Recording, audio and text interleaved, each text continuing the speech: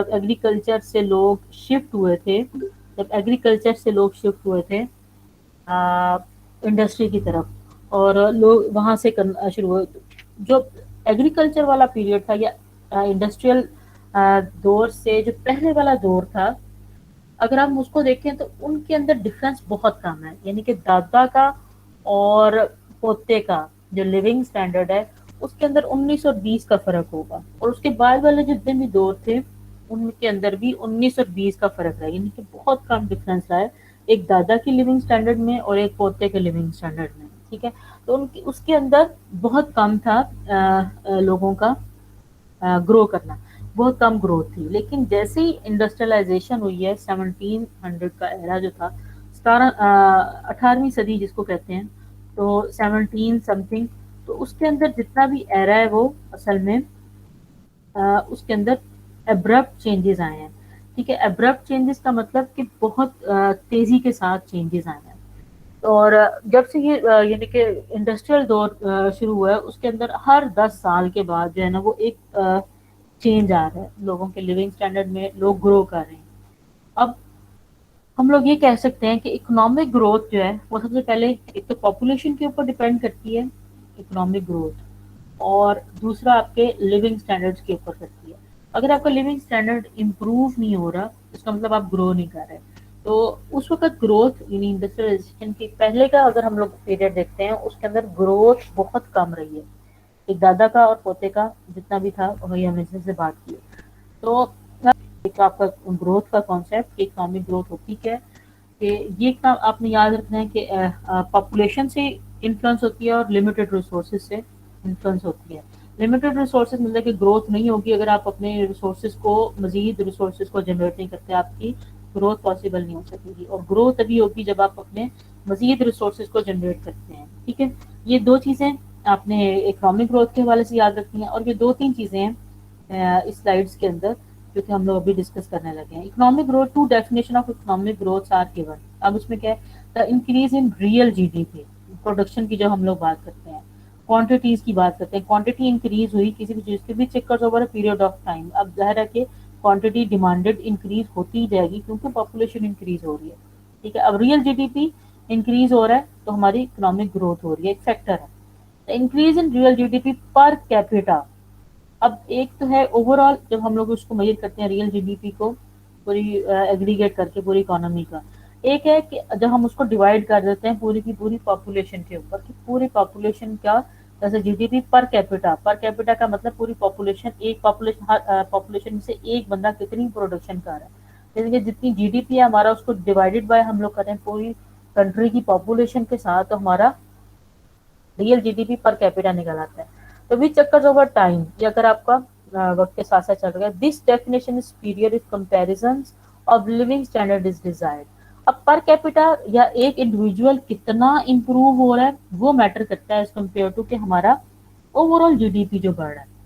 अब जाहिर है कि एक ओवरऑल जीडीपी बढ़ने का मतलब है कि हम लोग उसके अंदर क्लास डिफरेंसेस नहीं देख रहे। ये क्लास डिफरेंसेस हम लोग नहीं देख रहे कि एक इंडिविजुअल, जिस तरह से हम लोगों ने सोशलिज्म की बात की थी जिसमें इक्वल डिस्ट्रीब्यूशन ऑफ इनकम थी, यानी कि हर इंडिविजुअल के पास एक जैसे रिसोर्सेज हैं, एक जैसी वो प्रोडक्शन कर रहा है और उसको रिटर्न भी एक जैसा मिल रहा है। लेकिन आम इकोनॉमी, कैपिटलिस्टिक इकोनॉमीज में ऐसा नहीं होता। हर इंडिविजुअल वो डिफरेंट है, वो जितनी ज़्यादा मेहनत करता है उतना ही वो अपना इम्प्रूव करता जाता है, अपना लिविंग स्टैंडर्ड इम्प्रूव करता जाएगा, उसकी पर कैपिटा इनकम इम्प्रूव करती जाएगी। लेकिन हम लोग ओवरऑल जब हम देखते हैं, हम लोग पूरे के पूरे एग्रीगेट कर लेते हैं ग्रॉस डोमेस्टिक प्रोडक्शन को, प्रोडक्शन कितनी है उसको टोटल पॉपुलेशन के साथ डिवाइड कर देते हैं। अब हम लोगों को एवरेज एक निकल आती है कि एक इंडिविजुअल कितनी प्रोडक्शन कर रहा है इस इकोनॉमी के अंदर या इस कंट्री के अंदर। ठीक है, अब उसकी प्रोडक्शन कितनी है और उसका कितना स्टैंडर्ड ऑफ लिविंग इम्प्रूव हुआ है एक इंडिविजुअल का किसी एक इकोनॉमी में। फॉर एग्जाम्पल, अब इसको, इस बात को थोड़ा सा उन्होंने मजीद समझाया इस एग्जाम्पल के अंदर। Example, China 2018 GDP was 1410 billion. China का जो जीडीपी था 1410 बिलियन था 2018 में, और कंपेयर टू डेनमार्क, डेनमार्क का था 212 बिलियन। ठीक है, अभी चाइना का तो ज्यादा लग रहा है ना 1410, बट पर कैपिटा जीडीपी, अब पर कैपिटा मतलब एक बंदे का जीडीपी वर्थ 1110 एंड 33,750, यानी कि एक बंदा इसके अंदर $1,110 कमा रहा है चाइना की इकोनॉमी के अंदर, जबकि 33,750 कौन कमा रहा है, एक डेनमार्क का बंदा कमा रहा है। यानी कि अब ओवरऑल देखो तो रियल जीडीपी आपको 1410 चाइना का ज्यादा नजर आ रहा है, लेकिन उनकी पॉपुलेशन ज्यादा है, चाइना की पॉपुलेशन ज्यादा है। जब हम उसको डिवाइड करते हैं उनकी पॉपुलेशन के साथ, तो हमारे पास उसका आ जाता है कि 1,000 रुपये या $1,000 ही ऑलमोस्ट एक चाइनीज कमा रहा है, एज कम्पेयर टू एक डेनमार्क है। डेनमार्क का ओवरऑल जीडीपी कम है, 212 है जीडीपी, लेकिन उसकी पॉपुलेशन भी कम है, और उसकी एक बंदा जो है वो 33,750, इन दोनों का डिफरेंस देखें कितना ज्यादा है, एक 1,000 और ये कहाँ 33,000, ये 33,000 आ जाए। ठीक है, तो अब यहाँ पे आपको थोड़ा सा अंदाजा हो जाएगा कि रियल जीडीपी कितना वायबल है, जबकि पर कैपिटा जीडीपी कितना वायबल है। आपको ये नजर आ रहा होगा कि आप पर कैपिटा जीडीपी को मेजर करना ज्यादा अच्छा है, या उसके थ्रू देखना ज्यादा अच्छा कि एक बंदे की लिविंग स्टैंडर्ड, या एक बंदा कितना कमा रहा है एक जगह के ऊपर, या कितनी अर्न कर सक रहा है एक इकोनॉमी के अंदर, एक मुल्क के अंदर। तो ये चीज, real GDP does not guarantee growth in real GDP per capita. अब पूरी की पूरी ग्रोथ का मतलब ये नहीं है, रियल जीडीपी की जो ग्रोथ है उसका ये मतलब नहीं है, वो गारंटी नहीं देता कि उसकी रियल जीडीपी पर कैपिटा भी बढ़ रही हो। यानी कि अगर आपका जीडीपी जो है 1510 हो जाता है, अब ये उसकी गारंटी नहीं है कि उसमें पर कैपिटा या एक बंदे की आमदन भी उतनी ही बढ़ी है। If the growth in population exceeds the growth in real GDP, real GDP per capita will fall. अगर ग्रोथ इन पॉपुलेशन, अगर पॉपुलेशन या लोगों की जो है वो आबादी ज़्यादा हो जाती है, बढ़ती है, तो ग्रोथ इन रियल जीडीपी या real GDP per capita fall हो जाएगी। अगर पॉपुलेशन, यानी कि हमने जो बात की सबसे पहले इस टॉपिक को स्टार्ट करने से, कि पॉपुलेशन जो है वो बेसिक फैक्टर है किसी भी एक इकोनॉमी के अंदर, जो कि उसकी प्रोडक्शन लेवल को इंक्रीज या डिक्रीज करती है, या उसकी उसकी ग्रोथ को पॉसिबल बनाती है। अब प्रोडक्शन का इंक्रीज हो जाना ग्रोथ नहीं है, बल्कि पॉपुलेशन का भी जो पॉपुलेशन कम होना, जबकि आपकी production as compare to your population ज़्यादा होना, वो ज़्यादा फायदा मंद है। या हर इकोनॉमी उस वक्त ग्रो करती है जब उसकी पॉपुलेशन कंट्रोल हो, और प्लस उसके जो रिसोर्सेज हैं वो ज़्यादा हों एज कम्पेयर टू इस पॉपुलेशन। तो पॉपुलेशन कम है और रिसोर्सेज आपके पास बहुत ज़्यादा है, तो उसका क्या होगा, ग्रोथ ज़्यादा पॉसिबल हो सकेगी। कम लोग हैं उनके पास, उनकी एक बंदे के लिए ज़्यादा रिसोर्सेज अवेलेबल हैं एक इकोनॉमी में, as compare to a low economic growth जहाँ पे लोगों की कम आमदन है।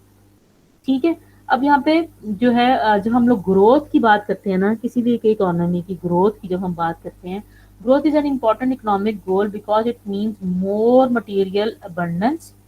मटीरियल अबंडेंस यानी कि आपके पास पैसा कितना है या वेल्थ कितनी है, and ability to meet the economizing problems, कि आपको और अपनी अपनी ज़रूरियात को कितने हद तक अफोर्ड कर सकते हो।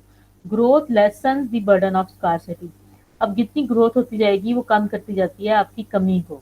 आपकी अगर इकोनॉमी के अंदर कोई भी चीज़ कमी है, ग्रोथ का मतलब ये है कि आपका जैसे जैसे पॉपुलेशन बढ़ी है वैसे वैसे आपके रिसोर्सेज भी बढ़ते जाएं, तो आपकी ग्रोथ होती है।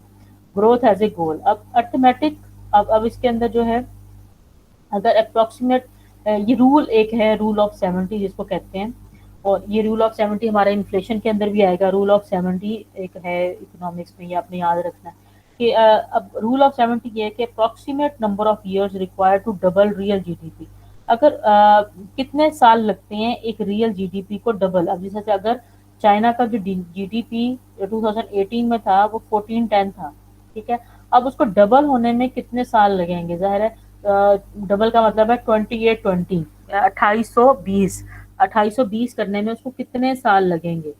तो वो एक 70 रूल जो है, रूल ऑफ 70, वो ये बताता है कि 70 को हम डिवाइडेड बाय कर देंगे annual percentage rate of growth, कितने ईयर से कितना परसेंटेज रेट है। जैसे अभी परसेंटेज ग्रोथ रेट जो हम लोगों ने बजट के दौरान भी पढ़ा था अपना, उसके अंदर 4 पॉइंट समथिंग एक्सपेक्टेड है, लेकिन इस वक्त हमारा जो ग्रोथ रेट है वो 3 पॉइंट समथिंग है। ठीक है, पाकिस्तान का जो ग्रोथ रेट है वो 3 पॉइंट समथिंग है। और हमारा जो नेक्स्ट ईयर का टारगेट था, जिसमें हमने बजट में हम लोगों ने बात की थी कि हमारी ग्रोथ इतनी एक्सपेक्टेड है, ग्रोथ जहां पर हम लोग बात की थी वहां पे 4 पॉइंट समथिंग था। तो हम लोग वो परसेंटेज चेंज में ही था। ठीक है, अगर हम लोग 70 को डिवाइडेड बाय 4 करेंगे तो हमारे पास जो आएगा, हमारे पास ईयर्स निकल आएंगे कि हम हमारा जो इस वक्त का जीडीपी है वो हमारा कितने साल बाद डबल हो जाएगा। तो अब जिस तरह से इस रूल के मुताबिक अगर हमारी using the rule 70 a growth rate of 2%, अगर 2% हो, पाकिस्तान का इस वक्त ग्रोथ रेट 4% एक्सपेक्टेड है और इस वक्त है कितना, हमारा 3% है और 4% एक्सपेक्टेड है जो हमने बजट किया है। अब अगर 2% हो, जो कि हमारा 3% है, अगर 2% हो annually, would take 35 years for GDP to double. यानी कि 70 को हम लोग डिवाइडेड बाय कर देंगे 3 के साथ, 2 के साथ डिवाइड कर देंगे तो हमारे पास 35 आ जाता है। ठीक है ना, और अगर हम लोग 3 के साथ डिवाइड करते हैं तो उतने ही कम ईयर्स लगेंगे उस जीडीपी को डबल होने में, but a growth rate of 4% annually would only take about 18 years for GDP to double। ठीक है, 18 years उसको लगेंगे जीडीपी को डबल करने में, यानी कि उसका डबल हो जाए। तो seven rule of 70 uses the absolute value of rate of change, divides it into 70 and the result is the number of years it takes the underlying quantity to double। ठीक है, ये रूल आपको clear हो गया। जितनी growth rate हमारा expected होगा उसको हमने 70 के साथ डिवाइड कर देना है, तो हमारी हमारी ग्रोथ रेट निकल आती है। ठीक है, हमारे हमारे वो ईयर्स निकल आते हैं कि कितने ईयर्स के बाद हमारा जो जीडीपी है वो इस वक्त से डबल हो जाएगा। ये क्लियर ये चीज? Yes ma'am.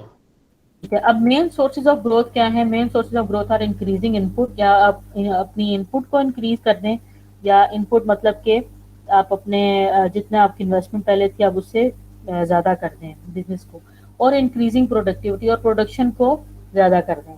अब इनपुट इंक्रीज करना होता है मतलब कि आपके रिसोर्सेज ज़्यादा हो जाएं। ठीक है, और रिसोर्सेज ऑफ प्रोडक्शन ज़्यादा हो जाए। एक तो ये है ग्रोथ को इंक्रीज करने का, और दूसरा है कि increasing productivity of existing inputs.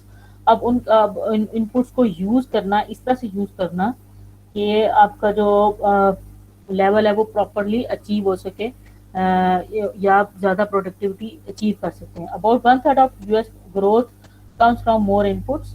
1/3 अगर 3 हिस्सों में उसको डिवाइड करें तो एक हिस्सा उसकी इनपुट को बढ़ाने में लगता है, इनपुट को बढ़ाने से ग्रो करती है यूएस की इकोनॉमी।